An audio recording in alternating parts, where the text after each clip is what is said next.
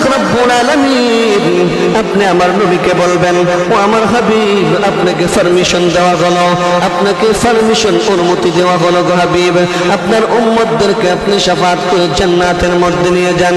আয়েশা সিদ্দিকা রাদিয়াল্লাহু তাআলা আনহা জিজ্ঞাসা করেছেন, ইয়া রাসূলুল্লাহ, ইয়া হাবিবাল্লাহ, ও গো নবীজি, কাল কিয়ামতের কঠিন ময়দানে আপনার উম্মতকে কিভাবে আপনি চিনে শাফাআত করবেন? অসংখ্য গণিত নবী রাসূলের উম্মত থাকবে গো, আপনাকে কাকে শাফাআত করে জান্নাতের মধ্যে নিয়ে যাবেন?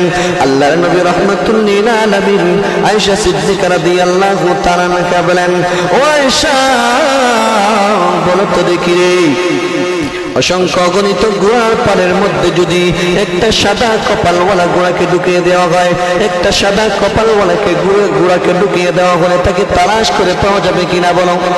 আয়েশা সিদ্দিকা রাদিয়াল্লাহু তাআলা আনহা জবাব দিলেন, ইয়া রাসূলুল্লাহ, ইয়া হাবিবাল্লাহ, ওগো নবীজি, তাকে তো অনায়াসে তালাশ করে পাওয়া যাবে, কারণ তার কপালের মধ্যে একটা সাদা চিহ্ন দেওয়া আছে, তাকে তালাশ করে পাওয়া যাবে।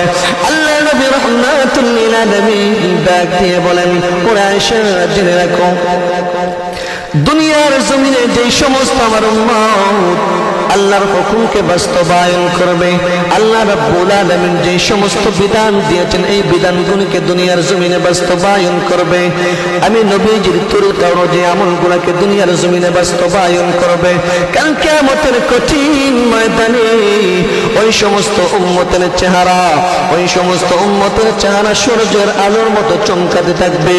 আমি নবীজি তাদের চেহারার আলো দেখে আমি শাফাআত করে জান্নাতের মধ্যে নিয়ে যাব।